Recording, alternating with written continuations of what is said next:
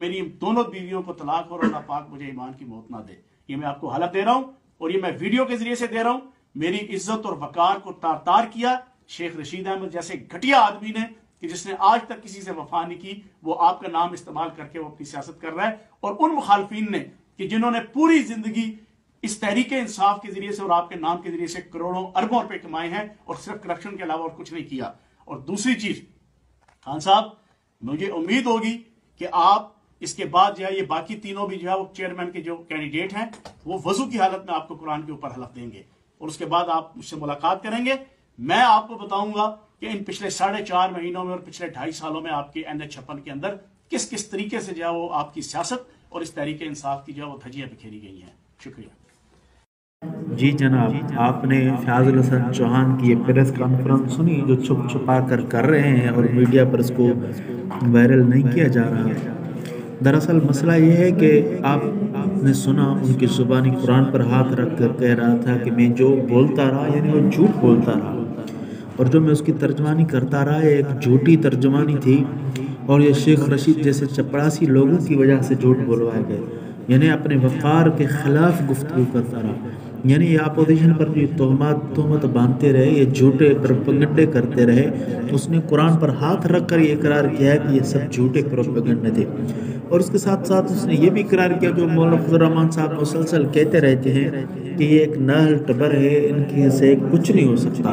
ये खुद इकरारी है कि 2.5 साल के अंदर उनसे कुछ भी नहीं हो सका।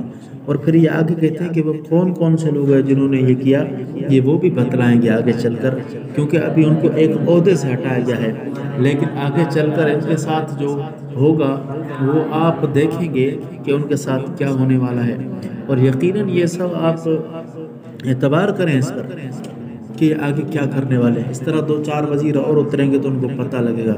ये मुराद सईद और अली मोहम्मद दुरूद पर पढ़कर जो झूठ बोल रहे हैं, आगे चलकर ये भी बतलाएंगे कि हक़ाइक़ क्या थे और उनको किस तरह यरगुमाल बनाया गया। यानी मौलाना फजल रहमान साहब जिस क़ुव्वत और दलील से बात कर रहे हैं, जो हकीकत सामने ला रहे हैं, वो एक हकीकत है, उसको रद्द नहीं किया जा सकता, उसकी तरदीद नहीं की जा सकती।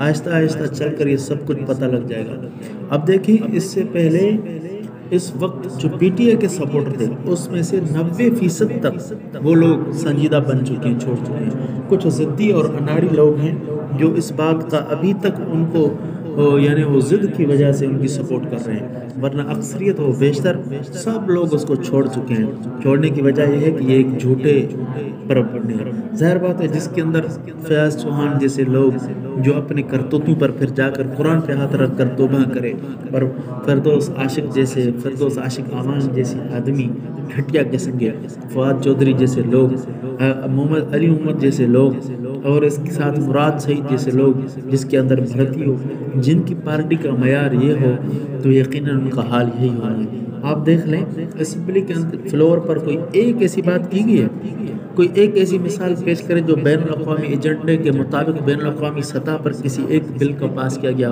किसी का भी नहीं।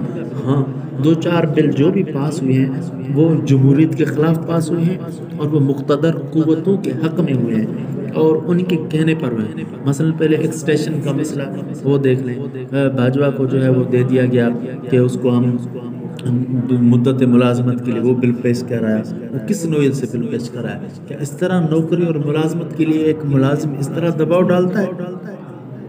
ये एक मुलाजमत के लिए दूसरे के हुकूक खाने के लिए हैरान रह जाएंगे। क्या उसकी कारकर्दगी है? कुछ भी कारकर्दगी नहीं है। उनकी कारकर्दगी वही है जो अयाज सादिक सच सामने लाए हैं कि उनकी टांगें कब कपा रही हैं। ये सब बातें साबित होंगी अपोजिशन की। याद रखना, ये याद रखना, एक एक बात कर नवाज शरीफ के ऊपर साबित होगी, एक एक बात मौलाना फजल रहमान की साबित होगी और एक एक बात कौम उनसे हिसाब मांगेगी। तब जाकर उनके दिमाग अपने असली जगह पर ठिकाने पर आएंगे। ये लोग एक झूठे, मक्कार, फरेबी, दजल किस्म के लोग हैं। इनके पास कोई हकीकत नहीं। ये पूरे पाकिस्तान की माइशत गर्क करने वाले लोग हैं, पूरे गरीब लोगों की धज्जियां उड़ाने वाले लोग हैं। ये इनके सामने जब ये राज खुलेंगे, आवाम के सामने खुलेंगे, तब उनका पता चलेगा।